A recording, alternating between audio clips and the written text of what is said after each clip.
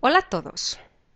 Hoy vamos a ver unas expresiones para confirmar, expressions of confirmation, otras que usamos cuando suponemos algo, expressions of supposition, otras que expresan sorpresa, expressions of surprise, y otras que expresan preocupación, expressions of concern. Let's start with some expressions used to make a confirmation.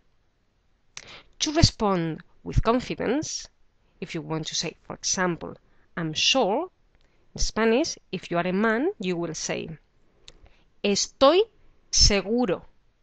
And if you are a woman, you'll say, estoy segura. If you just want to say sure, you'll say, seguro.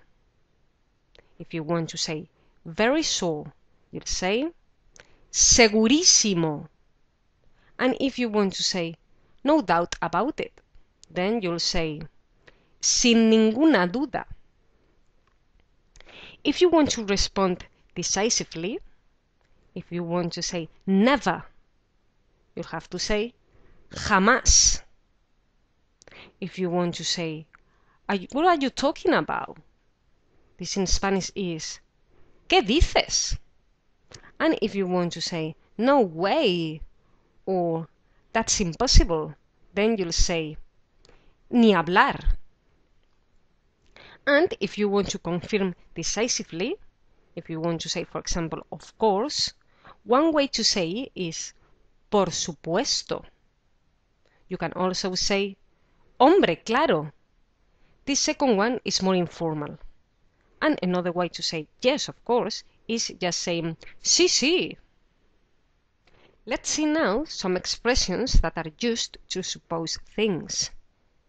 If there is a high probability, then you could say I think that in Spanish is creo que, or pienso que, or you could say it seems to me that, which is in Spanish me parece que, or a little bit more probable, you could say for sure, which is seguro que.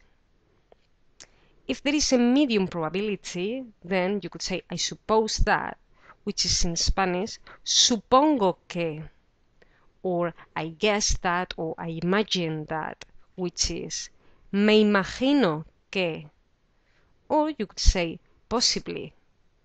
In Spanish this is posiblemente or seguramente. And if there is a low probability, then you could say perhaps, which is in Spanish quizá, or you can also say quizás. And you could say maybe, which is in Spanish a lo mejor. Next, let's see some expressions that are used to show surprise. If you want to say how odd or how strange, there are two ways to say this. You could say qué raro, or you could say qué extraño. They both mean the same, and we use them in the same situations. And finally, let's see some expressions that are used to express concern. So if you want to say what is going to happen, or what is happening, you could say ¿qué pasará? Or if you want to say has something happened to him, or to her, or to them, then you could say ¿le habrá pasado algo? The le is if it is one person. If it's small, you'll say ¿les habrá pasado algo? But we always use the verb pasar.